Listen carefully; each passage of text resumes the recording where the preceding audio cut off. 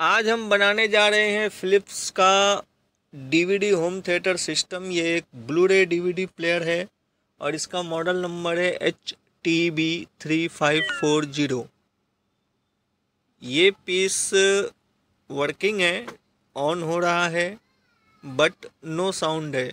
No sound के problem के लिए आया है ये। और इसके अंदर जो है कस्टमर हमारे सिर्फ और सिर्फ ऑक्स इनपुट और FM दो ही चीज़ यूज करते हैं। टीवी की आवाज़ इसके थ्रू सुनते हैं। तो सबसे पहले हम इसके वोल्टेजेस चेक कर लेते हैं, कुछ जो साउंड के लिए आना चाहिए। इसके अंदर दो कनेक्टर लगे हुए हैं। ये पहला जो है अपना मदरबोर्ड को जाता है और दूसरा जो है ये अपने साउंड आउटपुट बोर्ड को जाता है। इनके कुछ वोल्टेजेस, इसके पीस जो है आप देख रहे हो ऑक्स इनपुट पर है, पीस ऑन है, बट यहाँ पे जो साउंड आउटपुट के लिए सप्लाई आनी चाहिए नहीं आ रही है। मैं आपको दिखाता हूँ। यहाँ पे जो कनेक्टर है, कनेक्टर के ऊपर मैं थोड़ा जूम ऑन कर रहा हूँ। वोल्टेजेस सब लिखे हुए हैं, वोल्टेजेस तो सभी आ रहे हैं, बट जो आउटपुट के लिए आना चाहिए वो नहीं आ रहा है।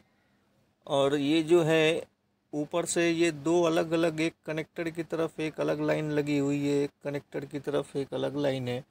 तो थोड़ा इसको ध्यान से देखते हैं। वोल्टेजेस यहाँ पर जो लिखे हुए हैं वो एग्जैक्टली कितने आ रहे हैं।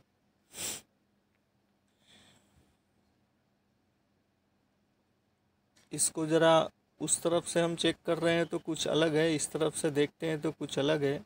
ये थोड़ा उल्टा पुल्टा मसला है। इसको हम बोर्ड निकालेंगे, निकाल कर भी आपको दिखाएंगे।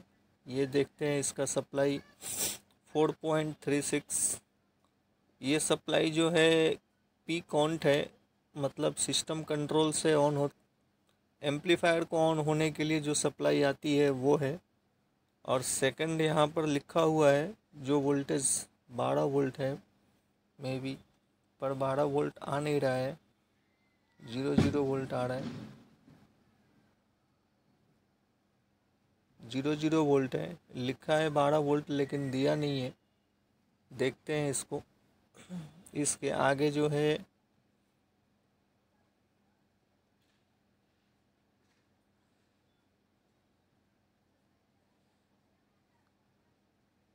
ये जो है कुछ गड़बड़ लग रहा है। मैं पावर सप्लाई को निकाल कर देखना चाहूँगा।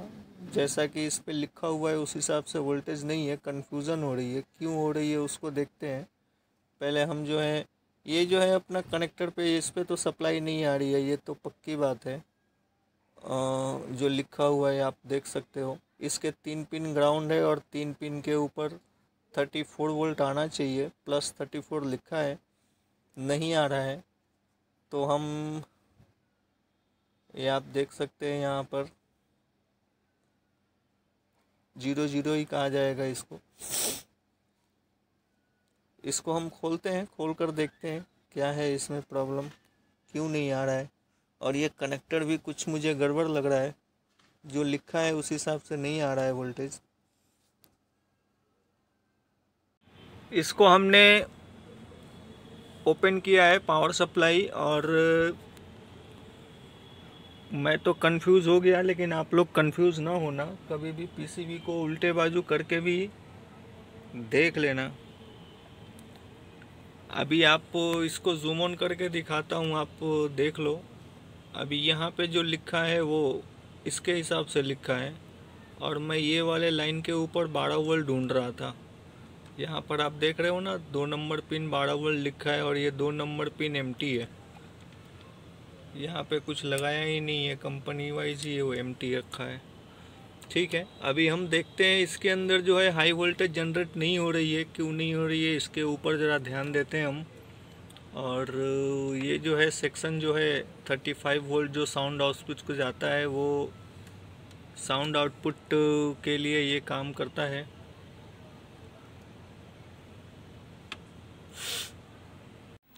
मैंने जो है इसके अंदर ये चीज़ ध्यान दिया है कि ये जो है अपना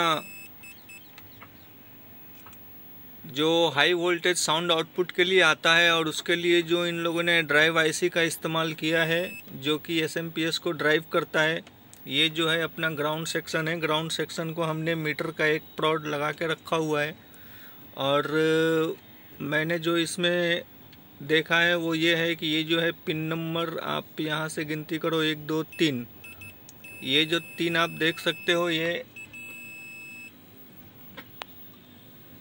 20 ओम्स जो है शॉर्ट दिखा रहा है।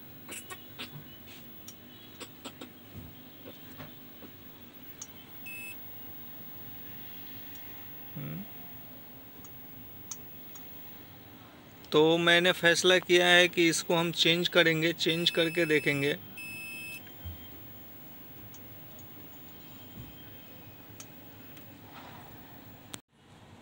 आईसी को हमने निकाला है और आप जो है इसकी कंडीशन देख सकते हैं कैसी है।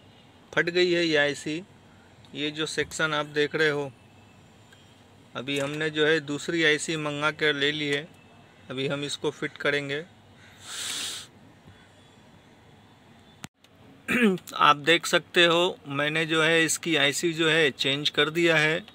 और अभी हम जो है इसका वोल्टेज लेंगे और फिर हम बताते हैं आपको कि अपना जो ये पीस था ऑन हुआ नहीं हुआ।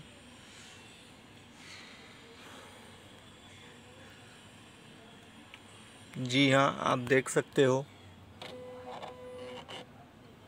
34 वोल्ट आ चुका है। अब सोचने वाली बात यह है कि अपना आउटपुट सेक्शन ओके है या नहीं है, क्योंकि ये उड़ा तो क्यों उड़ा ये भी जानना ज़रूरी है। वर्किंग गुड हो गया है और हमने इसको ऑक्स पे रखा था, कस्टमर ने भी ऑक्स पे ही रखा था। अभी हम इसके आवाज़ सुनेंगे थोड़ा सभी चैनलों पे।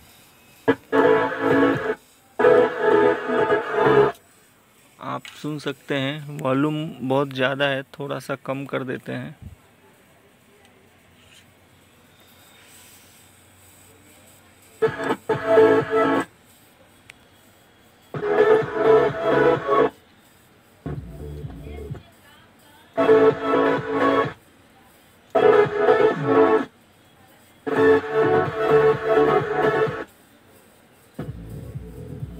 ये सब वूफर है, वर्किंग गुड हो गया है, सभी चैनल में आवाज़ है।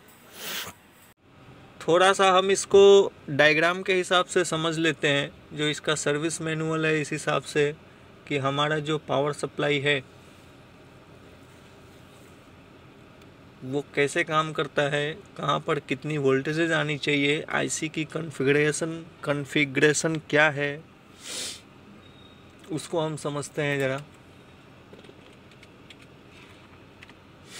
यह है अपना वो एसएमपीएस पावर सप्लाई और ये है अपना ये ट्रांसफार्मर। और हमारा जो ये वोल्टेजेस है प्लस,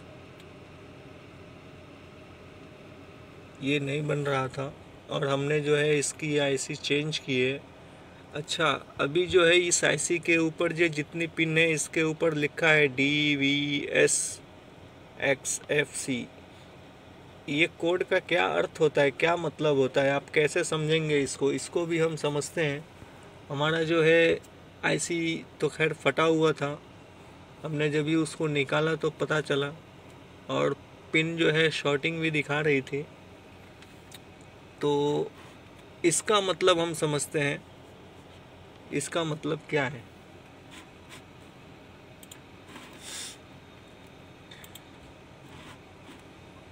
ये इसका आईसी का ब्लॉक डायग्राम है और इसके ऊपर लिखा हुआ है, जैसे कि आपने उधर देखा होगा सी लिखा है। सी का मतलब कंट्रोल, यहाँ पे कंट्रोल सप्लाई आएगी। यहाँ पर है एक्स, एक्सटर्नल करंट लिमिट। यहाँ पर वोल्टेज मॉनिटर, जहाँ पे वी लिखा हुआ है। फिर यहाँ पर एफ लिखा है, फ्रीक्वेंसी। और आगे आएंगे तो यहाँ पे एस है, एस यानी सोर्स। और यहाँ डी मतलब ड्रेन। ये आईसी का इंटरनली डायग्राम है। ये हमने अलग वेबसाइट से ली हुई है और ये अपना सर्विस मैनुअल है। तो जैसा जैसा हमने उधर देखा था ब्लॉक डायग्राम पे, वैसा इस आईसी का कॉन्फ़िगरेशन है। जो नए होंगे, जिन्हें पता नहीं होगा, उनके लिए जानकारी रहना ठीक है। अब डायग्राम सबके पास उपलब्ध है या नहीं है ये तो मुझे नहीं पता।